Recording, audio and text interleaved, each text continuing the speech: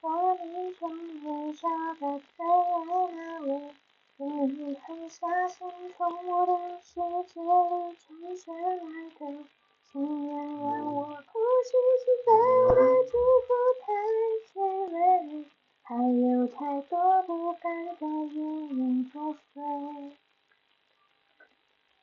最后我说的再见要多惭愧，想起我们也曾是旁人最羡慕的一对，可我就是咽不下这心里百般滋味，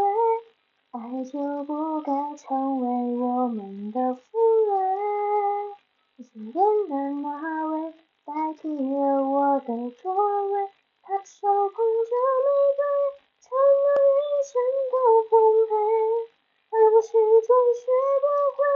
一被风吹散的眼泪。那失去的幸福该怎么珍贵？你身边的那位代替了我的称谓，能懂你真心的